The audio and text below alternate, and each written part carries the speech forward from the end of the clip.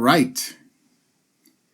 Welcome to our prophecy update for Community Church of Devore. My name is Marco, and we're glad that you join us. It's a little bit different than what we normally do. I normally do it at the congregational level. We do it at the Wednesday night service, but this week there were so many news going on and so many updates that needed to happen, specifically dealing with our nation here in the United States, that I wanted to give a bit of an update the next day after we taught on Babylon and Jerusalem, and you can find that at our YouTube videos. But we welcome you and we thank you for joining us. I did want to talk about a few things before we finish today.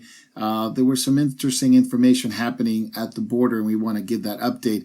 But we did want to start with the AI world, And what I mean by the AI world, and there's quite a bit of stuff going on in our technology. And the technology of AI has changed rather dramatically. It's changed the world as we know it, and it's going to keep on changing the world as we know it.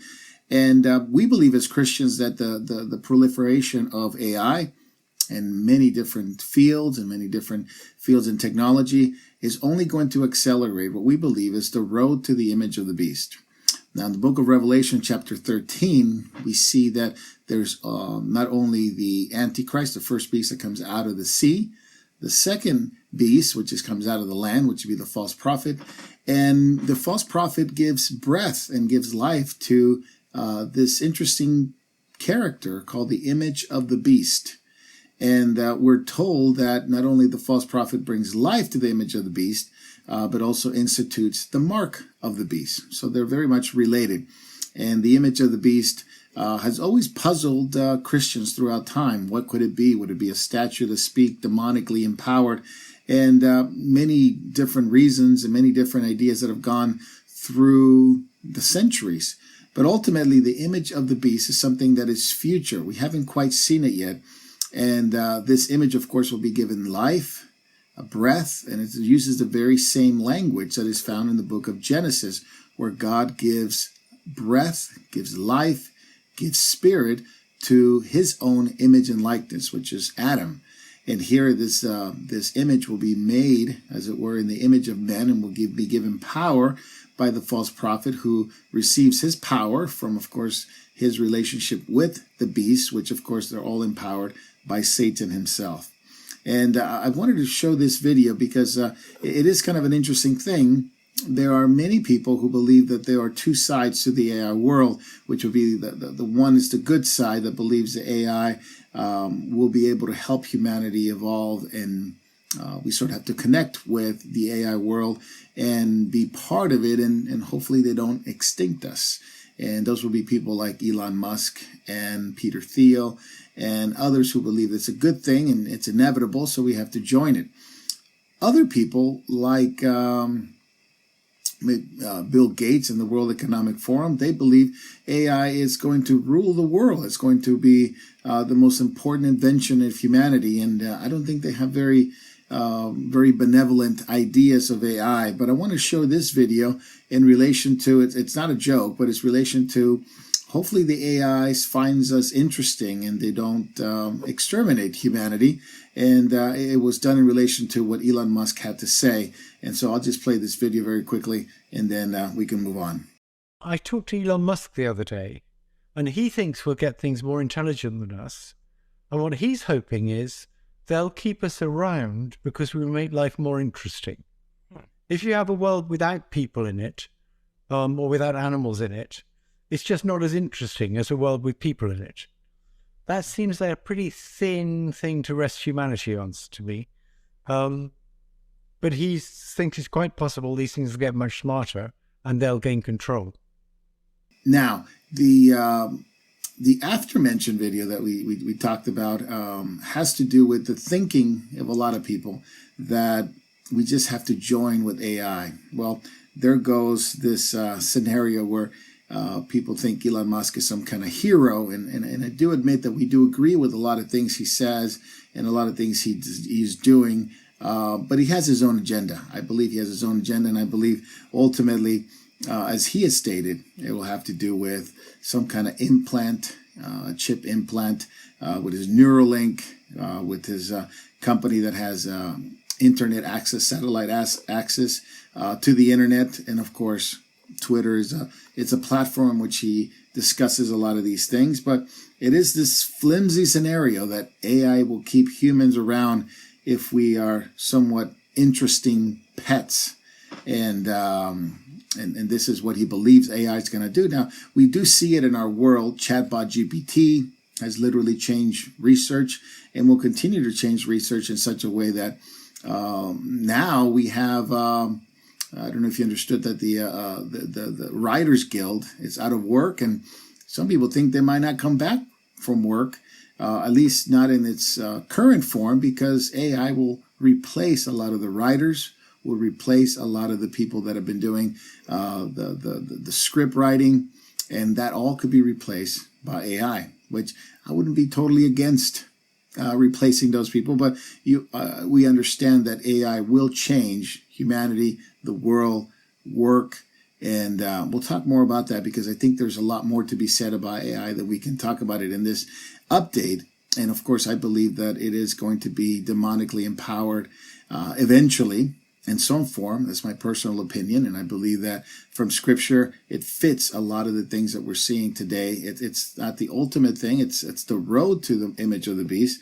I don't know what it'll ultimately look like, but I do know this image will be made in the image and likeness of men and will be empowered demonically by Satan to deceive mankind. We heard this week that Chatbot GPT actually can be talked to. It has a voice, and you could see who you're talking to. So it is becoming more invasive. It's becoming more powerful, and eventually people will look to it as some kind of savior, looking for answers. I mean, we already look for Google, and many of our society becomes we seek after answers, and Google becomes the all-knowing part of our world, in which we could just Google something and it becomes truth.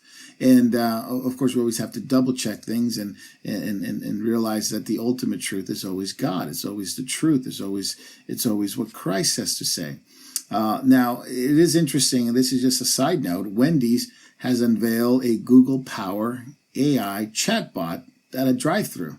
Now, we've seen already that many companies have abandoned the worker at the fast food level, and they have developed different kiosks and robots to replace those workers. Well, this is no different. Wendy is reportedly developing an artificial intelligence chatbot powered by Google. Can you imagine that? So you can't get away from Google. It's even in your workplace. It's even in your food place. And of course, here we're talking about a fast food chain that it's going to roll out in June, using natural language software design and automated through the drive-thru. So fast food chain's chatbot will be rolled out, and this chatbot will be very conversational. You can have a conversation with it as if it were a human being. So Google Cloud's generative AI technology creates a huge opportunity for deliver a true, differentiated, faster, and frictionless experience. This is what the press release, and it's going to be a separate conversation about whether they're going to replace all the workers eventually. Well, that's separate, says Wendy's, which is looking forward to cutting down cost, and this will be a part of it. Now, I believe that through AI and innovation and technology, there's which normally happens. There's a technological breakthrough. Certain industries get affected the most. Well, I believe AI is going to affect quite a bit of industries: finance, script writing, software engineering, all these things. And what's interesting is we thought it would be the normal average worker that would be affected the most. It seems to be that it's the higher paying job, like maybe a journalist, maybe a software engineer, maybe a code writers, basically those who write code. Those are going to be the ones affected the most right away. Like farming and manual labor seems to be the least affected as of now. Now, lawmakers are moving very quickly to regulate AI, and that is happening in Europe, that is happening in the States, maybe not as fast in the States as we would like it to be. China is, of course, all gung-ho and very much for it for quite a long time. But the European Parliament has announced that it'll bring the first steps into regulating artificial intelligence to ensure that it's a human-centric ethical development, which really doesn't mean much except for they're trying to understand chatbot GPT. They're trying to understand how AI works, and they're trying to find out how invasive it's going to be. But for the most part, it's going to be something that humanity will have very little control eventually. We've known the stories, and we've heard many of the stories where engineers from Google, engineers from other software companies, Microsoft, who have said AI is becoming so advanced and quickly learning things that it was never taught. So machine learning, and will it become sentient at some point? I don't know. But I do know that eventually, in my opinion, I do know that this AI will be demonically empowered to be seen as sentient, to be seen as something that it's all-knowing. And with the advancements in technology and access to the internet, chatbot GPT-4 has access to the internet. Now it can be seen. Now it can be talked to. You can have a conversation with it. It's going to be very difficult to control what people do with it. And if governments want to learn more about it and they have access to it, it could be quite a kabuki theater at this point, because governments, I believe, are already using it in major ways. So welcome to Skynet. And this particular video here is how artificial intelligence, facial recognition, are being used, interlinked to surveillance, to provide surveillance in China. So I want to play this video here. It's very interesting, about a couple minutes long, and it's really to crack down on anyone who is considered an enemy of the state. So let's watch this video very quickly. The government can collect about its 1.4 billion citizens.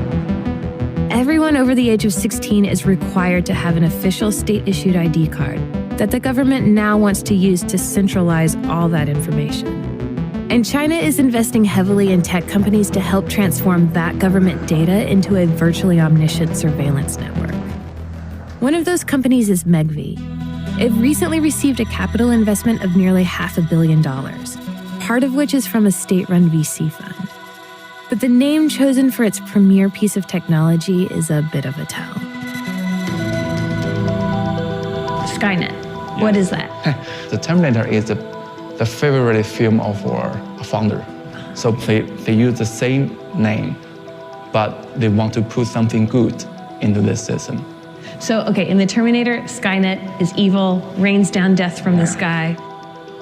But in China, Skynet is good. Yeah, that's the difference. So how do you think your facial recognition technology will change China? Everything happened in the public can be record. We can know exactly what happened in every second, in every corner of the city.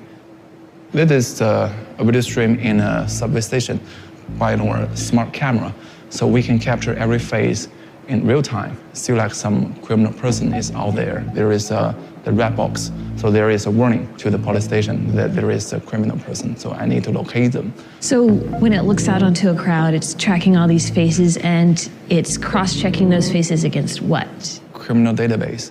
And how many fugitives have been apprehended through this system? Over 3,000 cases in nationwide.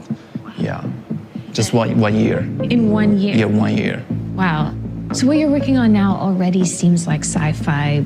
What do you think the future will look like in like 5 years? Have you seen a film just like Black Mirror? You just stand there and your face there is a point. So maybe that is the future. But that's like a horror show. Yeah. Yeah. But I think that is maybe the kind of the future. Every people have their social points, I think. If you like spit gum on the sidewalk, it will record. Your points.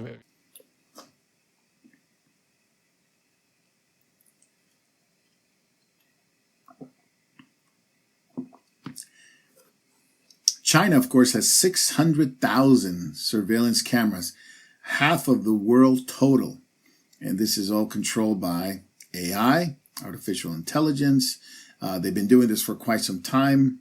I think we were doing prophecy updates 2013, 2014, and we were showing videos as much as we can get our hands on of things that were going on in China. And most people did not even know that things were going on. The social credit score was coming on at that point, at least in the horizon. And now it's here. Now it's sort of a given in terms of how China uses social credit score, especially after the lockdowns in the past few years. Now, of course, in Europe, they would like to use this, and everyone in Britain should be given a digital ID incorporating their passport, driver license, tax records, qualifications, right to work, cornerstones of a technology revolution, said Tony Blair, and Lord Hague of Richmond said. They said this, I believe, last year or the year before that. I don't remember exactly when they said it. But it was basically the idea that politicians are very involved in bringing technology to our world, to, of course, to control, for surveillance. And this is seen in Australia. In fact, it was quite interesting. Just today, I got an email from my dear friend Davey, and today we've seen that there's 4 schools in New South Wales that have been sent home because of the rise in a certain virus that has come back on the scene. So 4 schools closed, and basically the students were told to go learn from home. And it's caused a great deal of panic in those communities. Now, what does this has to do with control and surveillance? Well, if I were to ask a question, what does AI, CBDC, cyber attacks, climate change, and lockdowns have in common?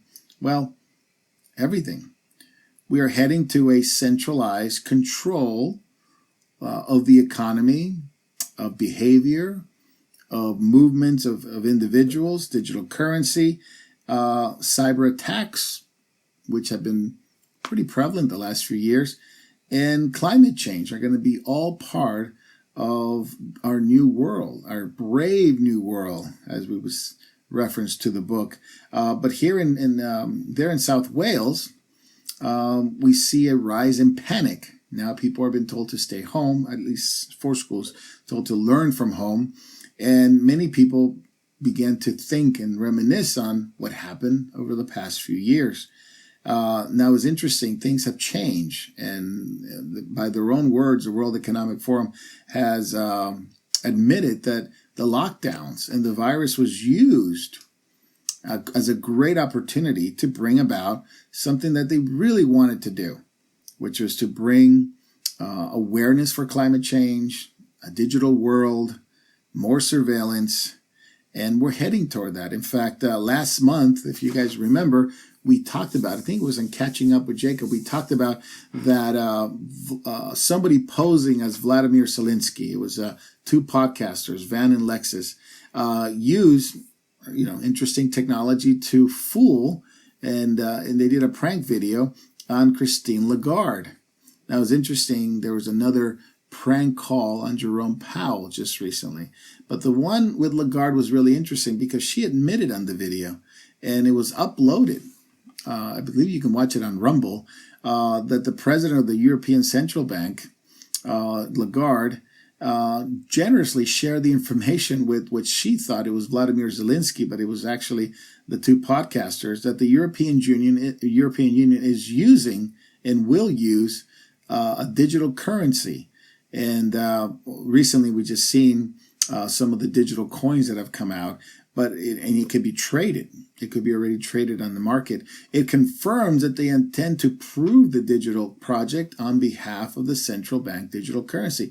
And the final decision, according to Lagarde, will come October 2023, and they're preparing for it. And so one of the questions is, well, couldn't you just not use it? Could it be used for control? And she admitted, oh yeah, there will be control. She revealed that the purpose of the digital currency is to indeed implement control of all the payments that people can make. So there you have it, from the horse's mouth, Christine Lagarde, regarding European Central Bank. Now Australia and Britain as well are canceling cash. So there's been a war on cash for some time, but none like the last few years. Last month, an ANZ Bank, which is the second largest bank in Australia, began to remove cash withdrawals facility, meaning that the branches began to remove ATMs all over Australia in a move toward a cashless society. Britain has also accelerated this to a cashless society model within the business in London, refusing to accept cash. Can you imagine that? Now, this all seems like a dystopian movie.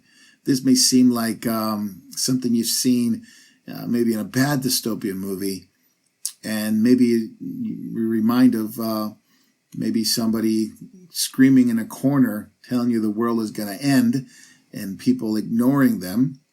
But it is true. What Christians has been saying a long time is that we're moving away from cash as a way for governments to control and eventually lead to some kind of permission in order to buy, sell, or trade. And this is what the Bible and believers and Christians have called for a long time, the road to the mark of the beast. Well, we recently did a video on it that you can find on our channel on Devore Truth regarding the mark of the beast, what it is, what it isn't, the name, the number, the image. And now there have been some Christians who have criticized myself and others who believe that the cashless society of digital currency are the road to the mark of the beast, saying that it could be something else. And I agree, it could be something else. But as we approach the end of the age, the things happening in our world gives us an indication of what the Bible speaks about, meaning that the Bible has been telling us this for 2,000 years, the book of Revelation written 2,000 years ago, roughly, and telling us that there's be some kind of permission. Now, of course, it doesn't have to be the digital currency that is the permission. Cash and currency could always exist alongside a permission, but whatever it is, it will be used to control the purchase and the selling and the trading of everybody in the world. Right? So whether you're rich, you're poor, whether you're free or bond, it will be given a mark. And we talked about the mark quite extensively. It was about a 20-minute video. And it's quite interesting because what we see today is more and more governments are going from credit cards to Apple Pay to Google Pay to biometric means of payment, and that is becoming a reality. And it's really concerning because not only are CBDCs going to become a reality in many countries, but it's no longer a conspiracy theory, and they are also going to include the control of different aspects of our lives, including money, health, and climate change. Carbon emissions limitations will be embedded into the central bank digital currency. A social credit system, ability to fly, to travel, will be more and more realized in order to be controlled. This control will be more realized. Now, the opposition to the CBDC, it is quite interesting too that most of the opposition that I've been able to find, although there are some oppositions in Europe, some oppositions in Australia, but they are the minority. In the States seems to be a more robust, I guess you would say, more robust resistance. In states like Texas, states like Florida, states like South Dakota have recently, especially South Dakota, recently vetoed a bill which outlawed basically the use of cryptocurrency. So outlaw the banning, the banning of cryptocurrency. And these outlaws cryptocurrency like Bitcoin are basically preventing or trying to stop the launch of CBDC. That this bill that the governor of South Dakota, Kristi Noem, that denying the autonomy of South Dakota to choose the way in which they will use their money, therefore vetoed in order to respect the civil rights of the American Constitution above any law or authority, any other institution. That her role was to protect the citizens, which is kind of refreshing to hear politicians do that. So she vetoed a bill which outlawed cryptocurrency and Bitcoin. and which at the same time paved the way for CBDC. So she vetoed that bill, and there's other governors who have been doing that, and there are some states who perhaps at least for now, are resisting it. But one thing that I found really interesting was Israel's role in this. Last month, we were informed that the Bank of International Settlements, which is called the BIS, which is the central bank of central banks, big brother of big brother, in the world, has a project called Icebreaker Project, which was basically successfully completed. Unbeknownst to a lot of people, the Icebreaker Project proved that the international payments using CBDCs between Israel, Norway, and Sweden was successful. The completion of this project teaches us that Israel has developed the CBDC infrastructure. So if you think about it in the big scope of things, the infrastructure and how it's going to be worked and how it's going to pave the way for CBDCs in other countries has already been tested, been used in a test called Icebreaker between Norway, Sweden, and Israel, which is kind of an interesting thing if you know Bible prophecy and what Israel plays a major role in God's purposes and plan for the last days.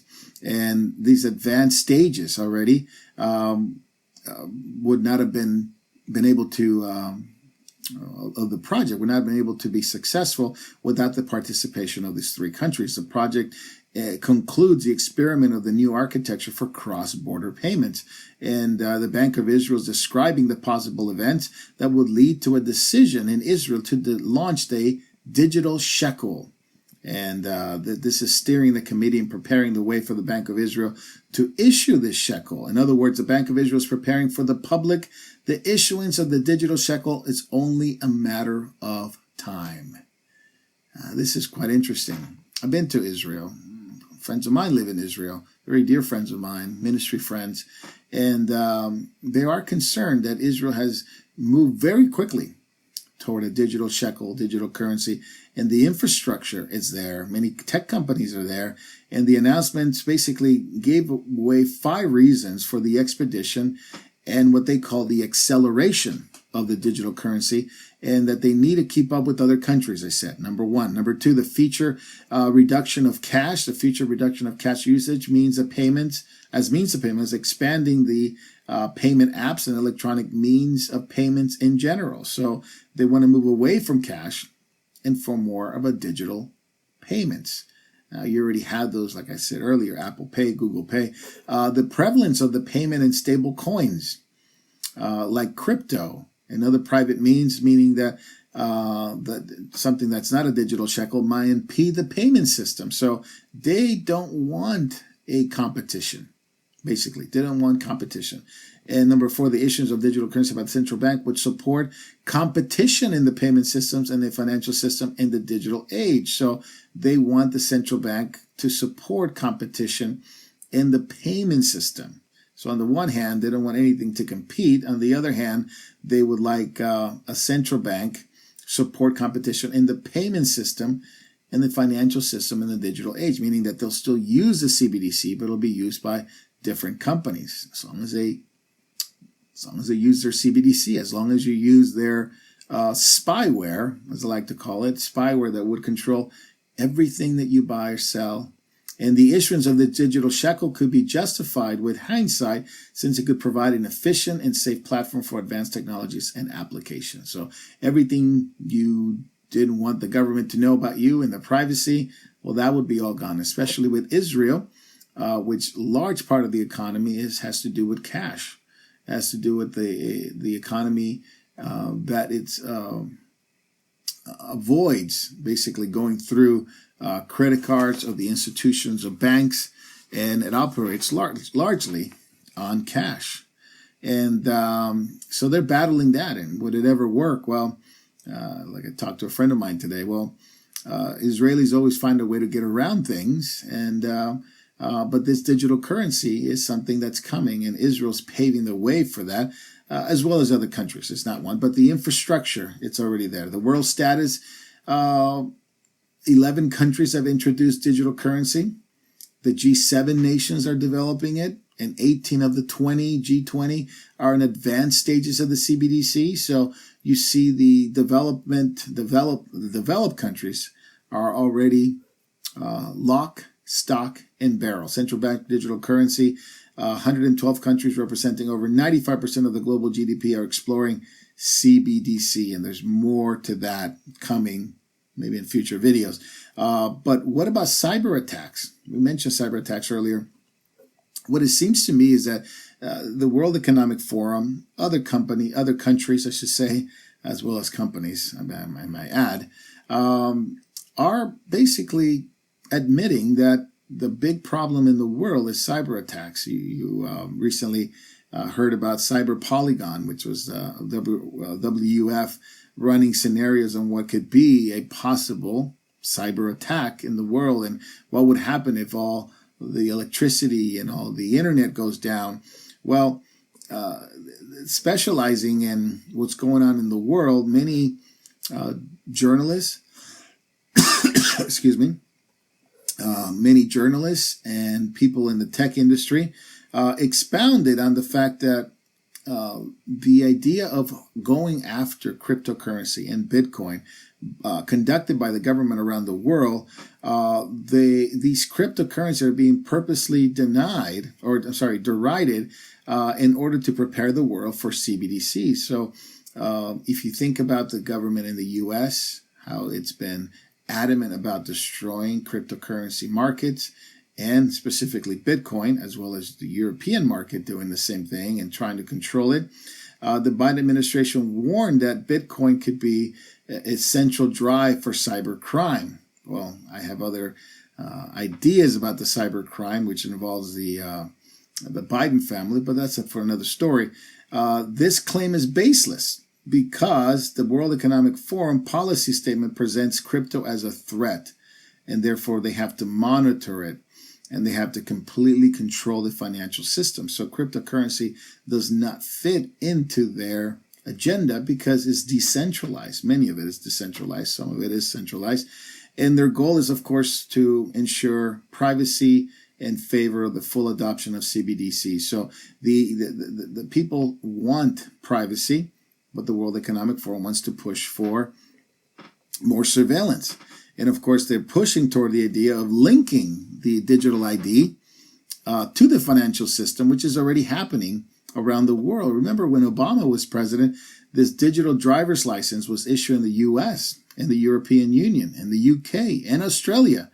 And the initiative for digital identity has been accelerated the last few years. And there's a big one happening in the States. And I think it passed the Senate today about digital IDs, which we'll talk about another time. I mean, you can use some, we talked about it. You can use some of the digital IDs that is, not digital ID, I'm sorry. We can use some of the IDs in Canada and Mexico. And these IDs in the US can be used in other countries as IDs, not just passports to get into other countries, but as IDs in those countries. So we already seen a model for that. And these digital IDs can be for the whole world. Basically, you could be a world traveler by having one ID connected to CBDC, connected to your financial institutions, connected to health. And this has been accelerated the last 2 years. Now, Brazil and Australia are harnessing something very interesting. It's a banking model. And that banking model has to do with carbon and carbon footprint.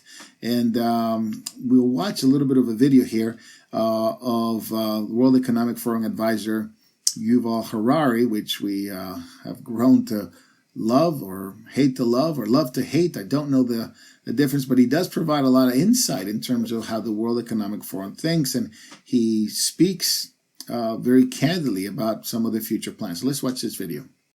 Many of the scenarios that I outlined before the pandemic, I didn't outline them as a prophecy, but just as a possibility. Maybe it will happen. It's not an extremely deadly virus. It's not the Black Death. And look what it's doing to the world. So now just try to think what will be the implications of a much bigger problem like climate change.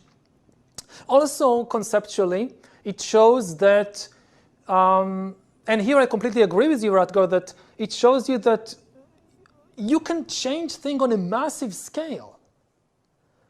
That, and again, you can stop all flights. You can lock down entire countries You can actually do that, and life goes on in some way. And this, I would say, may make us more open to radical ideas about how to deal also with climate change.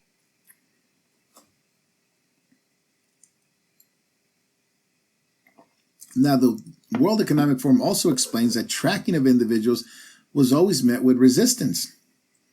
But this mysterious disease has changed the calculations of everybody. And according to their writings, it allow basically these measures, these lockdown measures, as a way to track, due to the greater acceptance by society of government intrusions into our personal lives. Meaning that before there would have been a big hoopla about, hey, I don't want the government in my business. I don't want the government to track me. I don't want the government to have, know my financial information and things of that nature. But ever since 2020, things have changed because people were panicking and were very concerned and were deliberately lied about many things. People began to accept what the World Economic Forum's plan was from the beginning, was to basically bring initiatives that would bring digital currency as a means of payment, and that would be rolled into surveillance, less privacy, and of course more surveillance and more control. Now, Australia's new banking initiatives are emerging as something that regarding the monitoring of carbon emissions. Brazil has the same trend. Those are the two countries that are spearheading this idea of carbon emissions tied to some digital currency, as well as your financial institutions. And we have some, you see some of these bank statements and credit card statements. By the way, they're not the only ones, but they certainly have been at the spearheading this movement. Canada does the same thing. The U.S., not quite on credit cards yet, but definitely when you buy and you purchase a plane ticket, it'll tell you your carbon footprint. So the same trend throughout the world. The Brazilian C6 Bank, it's a daily monitoring carbon emissions of citizens' personal bank applications. This raises the question, if they don't intend to take any action, why are they reflecting these indicators on their citizens? Because they were asked, are you going to implement that? Oh, no, this is just a trial. So, but why are you keeping track? Bottom line, at the end of the day, one could see that there is no connections between. One could say that there's no connections between these events. You can literally say, well, Pastor Marco, you're just making this stuff up. But however, there is quite a bit of a description and a natural evolvement in our modern society to the advancement of technology, that you could see the ever-increasing threat of cyber attacks, that fear and anxiety, and in efforts to integrate people into a system, and which it's a system of a digital infrastructure, the advancements of CBDC, the monitoring of carbon emissions and carbon footprint, that this tracking of consumption at a large scale for social credit system. If China is the model, then that's already a given. China's already been doing that. So it is possible to observe these points and connect the threats. And so I believe during the last few years, we saw the effectiveness of how people were completely anxious and panicking, and this gave way to obedience. People that would have gone along with it were calling for more restrictions and more lockdowns because they felt fear, and they didn't really care about the privacy and the freedoms being eroded. And so there's no doubt that the raising of the fear and anxiety will basically cause people to sign up for any digital service, including biometric ID. You saw that over the last few years. I don't even have to convince you that this happened, because people signed up for even to turn their neighbors in exchange for protection. So it reminds me of a protection racket by the mafia. And but this is what the governments were doing. don't worry, we'll save you. We're the government. Just give us your information. And more people went down that road. The World Economic Forum also admits that the last few years opened the door for government intrusions in our lives, no matter how harsh it was. And you saw things in Australia that were incredibly harsh. Nobody could ever would have predicted that, let alone would have thought that they would go along with it. But they did. And now with the climate agenda, and you heard the World Economic Forum and many leaders in many countries and many governments around the world saying what a wonderful thing is for people not to travel, not to do anything. The economies of the world were shut down and the environment can breathe, they said, because of the lockdowns, and how they were praising the lockdowns because it was good for the environment, they said. Well, the goal is to increase surveillance, control, centralization of financial activities, digital IDs, digital banking. It's all there. The infrastructure is all there. Climate sponsor consumption monitoring normalizes life under constant surveillance, meaning that your CBDC, carbon emissions, whereabouts, tracking, and of course with the CBDC, you'll know exactly what you're buying, what you're selling. And of course, the cyber crimes are increasing and therefore causing anxiety for people to help speed the process. I believe that cyber attacks and cyber crimes are only helping people in their anxiety going more and more toward draconian laws and implementing these advanced systems. And of course, because of the trouble in the economy, in the economies of the world, it's not just the economies of Europe, the economies of Asia, of Russia, of the U.S., but here in the U.S., the Federal Reserve is admitting that more than 1 million Americans could soon lose their jobs. This is what they're admitting now. And the CPI didn't come so good, and people were having more and more jobless claims were increasing. And so you could see that the Fed, as much as they would try to raise the interest rates, they can't. And as much as they try to bring about a curtailing the inflation, they have to raise interest rates, or the catch-22. And they're trying to become very good at destroying the economy, in my opinion, purposely. And so there's a tremendous amount of negative momentum building up as we get into the middle of the year. Excuse me. Along with the banks failing, the next one that has happened after First Republic, PacWest is on the verge of being the next bank. Their stock price went down 22% this past day, and it's now closing to 80% so far down in 2023. So yet another bank that's really struggling. And you can think it's not just the contagion is not here in the U.S., but there's also Credit Suisse. There's lots of talks about Deutsche Banks in Europe.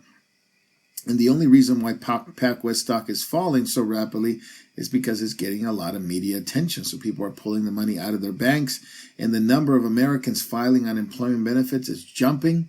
People are very concerned, and the Labor Department shows that initial claims surged by 22,000. Well above the 2019 pre-shutdown levels. Even hedge fund managers says government may restrict bank withdrawals. And when you hear things like that, people panic. Again, fear and anxiety among the nations, people not knowing which way out, said Jesus. And this is exactly what we see in the world. Hedge fund managers and macroeconomist Hugh Hendry issued a major warning of the U.S. banking system. And of course, when you hear somebody in the hedge funds relating to this on Bloomberg markets, then it caused a major panic and capital flight away from the U.S. banking sector, is what he's saying. That it is justified when you look at the M2 money supply, which basically tracks money in liquid checking accounts. There's less and less people putting money into banks. And this can convince the government to step in and to prevent citizens from taking the money out of the banking system. So what you have seen here in America is less and less people trust their banks, less and less people deposit the banks. So the M2 charts which basically takes care of the liquid checking accounts, are less, and it's causing the banks to have less and less money available. So he says it may come in. He says that the government may come in and actually prevent people from withdrawing. So sometimes this causes a lot of panic. But he says, I would recommend you to panic. It's actually what he says.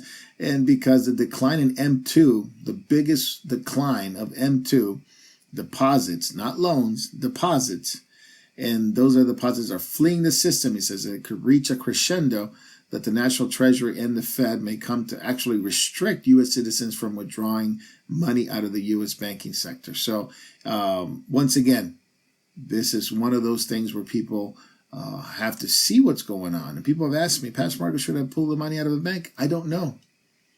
I don't know because I don't know what the solution is.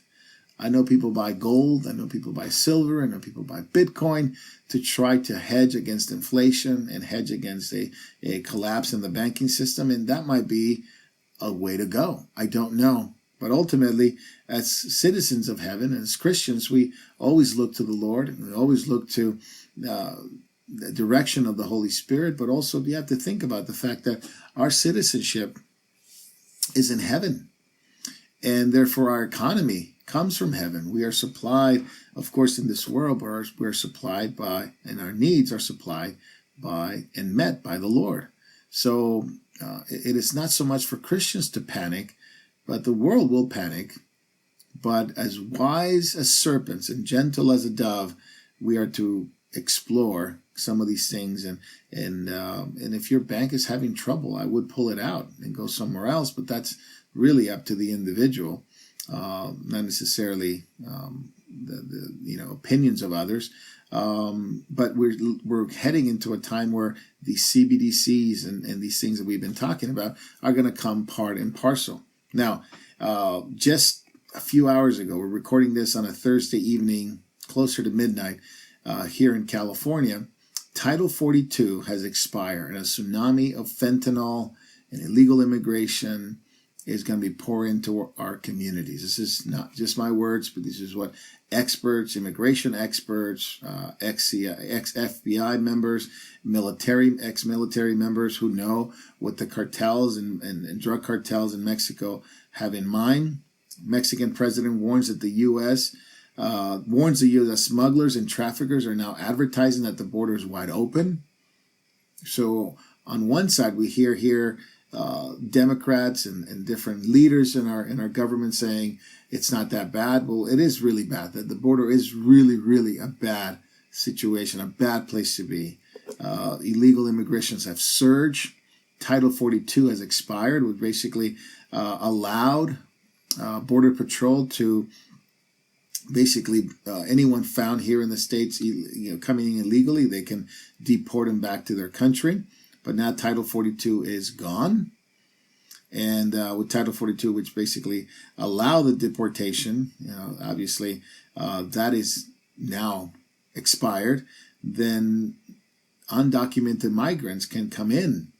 Illegal immigration can surge in the U.S. border, and now there's over 150,000 illegal immigrants at the border in Texas, not counting the ones in Arizona, not counting the ones in New Mexico or in California.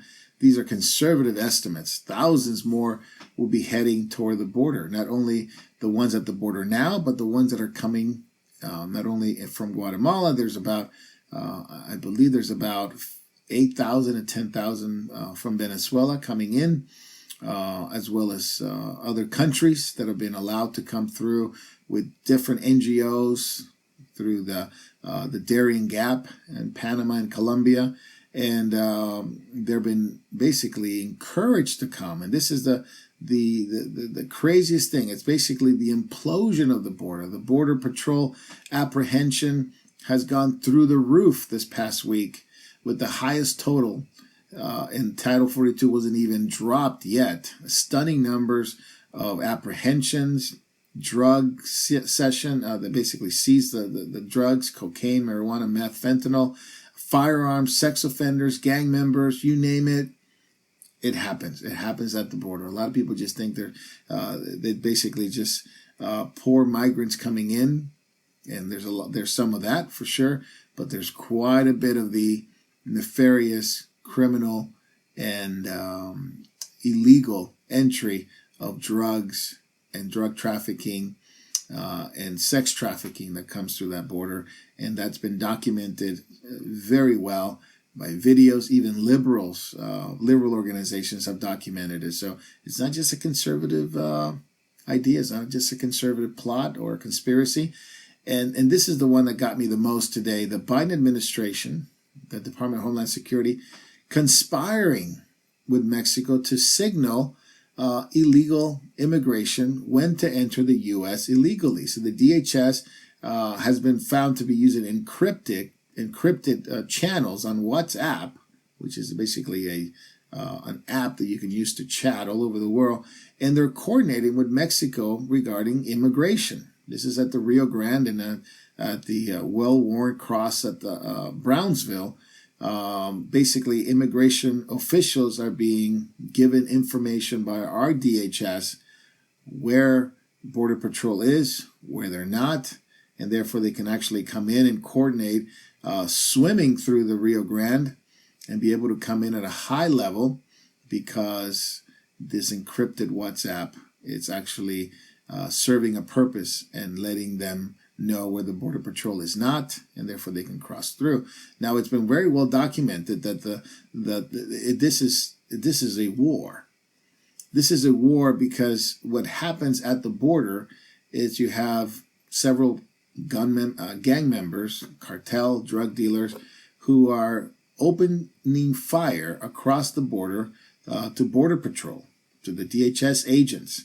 Shootouts that have been filmed at the U.S.-Mexico border days after we talked about the surge here a couple of weeks ago, that there'll be a surge in cartel violence. So this incident that took place has been documented, been filmed. You can watch it online. Very heavy gunfire at the border, at the far Reynosa Bridge, and therefore this is again part and parcel of what we've seen before Title 42 expired. How much more we're going to see increased violence in border towns and other cities in the United States. It got so bad that even liberal mayor Lori Lightfoot in Chicago says enough is enough, as migrants began to arrive from the southern border, and they've reached a breaking point, she says. In fact, residents in Chicago melted down, and we did have some pictures of that when they were told that 250 illegal immigrants are coming to their neighborhood, and they melt down 250. Well, Texas gets about 10,000 a day, and there are hundreds of thousands who were waiting for Title 42. Definitely, it's not sustainable. I know you're often seeing me watch buses leave Darien Gap and head up to the United States, but this is El Paso. Undoubtedly some of the people that we saw in Darien Gap. Buses are now on these buses. I've talked with quite a few of the people in El Paso, the aliens, and quite many of them have said they went through Darien Gap. This is definitely one of the routes. So Title 42 has been lifted, and the invasion has only just begun. And again, goes back to NGOs, organizations like George Soros, who, People Without Borders, Nations Without Borders, who for a long time, along with the UN, have revealed a plan that they wanted to flood the Northern Hemisphere, America, Europe, with millions of immigrants. In fact, 600 million migrants, I believe it's the number that I read one time, that the UN believed it was going to come way back in 2018. Well, it only took just about 5 years for that to take place. And in a major way, obviously, we haven't reached 600 million, but we've reached quite high level of coming in, and there's more coming. And just a wave of immigration as they destroy the third world, which Latin America has become very poor, as they have destroyed through those governments and destroy people. They have been funneling in illegal immigration to the United States, hundreds of millions of migrants, in order to maintain population levels. So they say it's climate change, what the UN says. They say it's because of not enough farms, not enough work, not enough food. And the reality of it is a lot of these policies by the UN, World Economic Forum, as well as other countries, have made this possible for people to leave their country and head up to the United States looking for a better life. And they've done this through, of course, different organizations. And the sad part about this is because these migrants have been used. They basically are puppets, are used because they are looking for a better life. They've been used to promote something of a globalist agenda, and that is to destroy borders and bring about a global community, as they say. And the World Economic Forum did say, part of their 2030 plans, that the U.S. will no longer be a leading country in the world. Now, to that, I've got a couple of things before we finish. The wars and rumors of war. We'll talk more about Russia and Ukraine another time, but on Victory Day, Putin actually talked about the world has unleashed a war on Russia, and therefore Russia must fight back. So these, again, one of these inflammatory words that is causing more and more people more anxiety about wars and rumors of wars. And of course, it's not just Putin, it's NATO, it's the Ukraine, it's the US, who are promoting this war in such a way that it's increasingly portraying that Ukraine and Russia as existing in a conflict. And it's being supported by NATO and the Ukraine and Russia, and of course the precious people in Ukraine and Russia who have been killed in these international terrorists, basically, who have killed both Ukrainians and Russians. And this is, again, at the very heart of the prophecies of Jesus, that there will be wars and rumors of wars like this until the end. But this will give way to a major war. And the war that we have seen not only Taiwan and China, we have seen Russia and Ukraine, the issue with North Korea, of course, many other tensions around the world. But the other one that is at large, a very real and biblical implications and biblical nations being featured is Iran and Russia. Iran and Israel. And this past week, the EU foreign minister is deeply alarmed by the new round of violence in Israel. Now, what's going on in Israel? Well, this past week, the Palestinian Islamic Jihad, which is basically an Iranian proxy, began to, on May 10th and 11th, this past couple of days, more than 350 rockets fired into the communities, including Tel Aviv, from Gaza. They fired Iranian missiles controlled by Palestinian Jihad. Not missiles, rockets. And Israel stands against them in defense against the Iranian-inspired violence. Now, there's been some fatalities. Israeli fatality from jihad rockets. 5 terrorists have been killed. This is day 3, day 4 now, of the Gaza operation. And this Gaza operation is called Shield and Arrow. It remains in place despite the fact that you have Qatar, Egypt, the UN, the US, and Israel.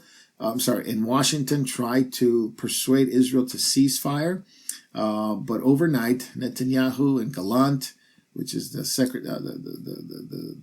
prime minister, and the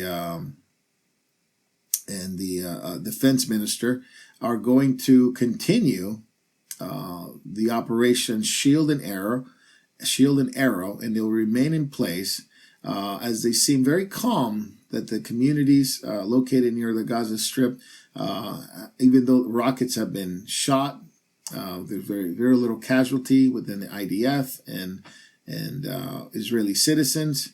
But the IDF has struck at the Islamic Jihadist terrorist organization in the Gaza Strip.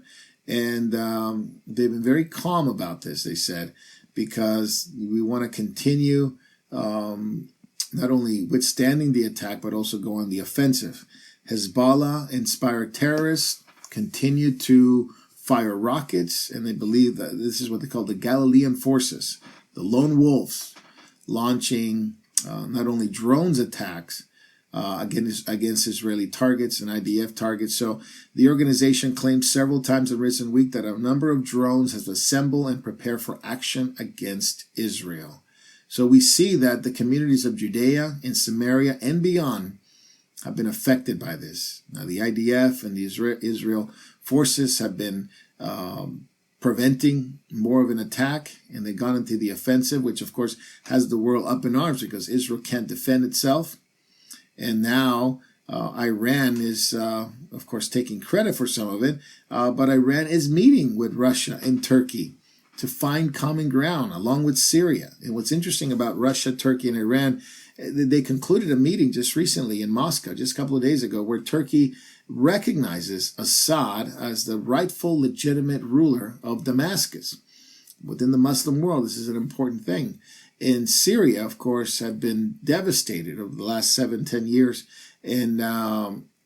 But Turkey's always held this tension with Syria. They've gone into Syria. They've gone into basically scrimmages against Syria. But it's interesting that now, with the help of Russia, with the help of Iran, Turkey and Syria seems to be heading towards some kind of peaceful agreement. And what's interesting about this, and we have to go to the book of Ezekiel. The prophet Ezekiel foresaw something that has never happened in Israel's history. A coalition of nations led by Gog and Magog, bringing in Iran, bringing in Turkey, bringing in other nations from the north and attacking Israel.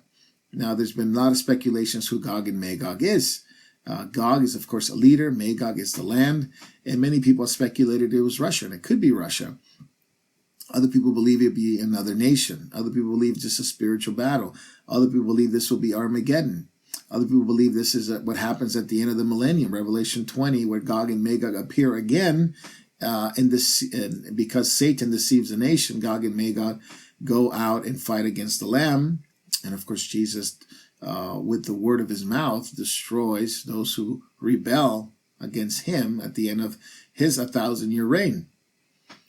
But there's also this very possibility, this is an interesting possibility, that Russia, Turkey, and Iran, which are mentioned, if you believe Gog and Magog is Russia, that are mentioned along with other nations who come against Israel in Ezekiel 38 and 39. And it's a war that, if we're correct, this happens before the millennium, and therefore these nations, Russia, Turkey, Iran, coalitioning together against Israel in Moscow, recognizing Syria as the president of Syria, as the rightful, legitimate ruler of Damascus, is quite interesting. If we do believe this is going to happen before the millennium, this is a Gog and Magog scenario, then we're seeing it build up. And I do hold to that fact. I do hold to the fact that there will be a battle before the millennium. Now it's my opinion. I do hold to that. Could be wrong, but it seems to be something's happening. And the recognition of Damascus, which rings of Isaiah chapter 17, where the prophet Isaiah sees Damascus ceases to be a nation because of the destruction that happens suddenly to Damascus. And so there are prophecies in the Bible regarding Muslim nations today, Arab nations today, Arab cities, Muslim cities that are going to face judgment in the end. And we are approaching that, and I believe we will see some of these things as the Lord gives us life, as the Lord gives us wisdom and insight. We'll be able to see these things approaching, and ultimately these things will happen as the prophets foretold. So that's all the time we have today. Did want to leave you with some encouragement today. It's the fact that many things are happening in the world. Many things are going on in the world, and it can cause a lot of fear and anxiety in people's hearts. And I wouldn't want to leave you with fear and anxiety, but with hope and the realization that these things are written that we may know that God is God, that he's the one that tells the future. The Gospel of John says the gospel was written so that you may know Jesus and that you believe in his name. And by believing in his name, you would have eternal life. Well, the prophets wrote so that you would know that God is the God of history. He tells history in advance. And I believe the things that we're seeing in our world are paving the way to what the scriptures say and what the scriptures foretell and what the scriptures are ultimately going to be fulfilled in these events. I believe the advancement of AI, I believe the advancements of technology leading the way to a central bank digital currency controlled by AI, the surveillance, the punishment against those who come against the government, draconian level style, are only going to give way to not only the coming of the beast, but the image of the beast and the mark of the beast. These things are, we're seeing the beginnings of it. We're seeing how the world has changed over the past few years, and even the non-believing world, the secular world, understands these things. And we have received in our church different emails, different phone calls, people wondering what is going on. And even in my own personal life, friends and people that I don't know that well, but have maybe approached me on the subject or talked about the subject, are very concerned of what's going on in the world. And I want to leave you with the fact that God foretold this in advance, that he is coming. Jesus Christ is coming back to reign. And these things are letting us know in advance that God is the God of history. God knows the future, tells us in advance what will happen, to prepare the way in our hearts for the gospel, the good news of Jesus Christ to come into our hearts, to come into our lives, and make him Lord and King of our lives. He's the only one that can save you. He's the only one that can save us. He's the only one that died for us by dying on the cross and raising himself from the dead by the Holy Spirit to give us eternal life. That's the gospel. To believe in him, to repent of sin, and trust in him for eternal life. And so this is what God's message is for you and for I today. Fear and anxiety, yes. The nations will have it. The world would have it.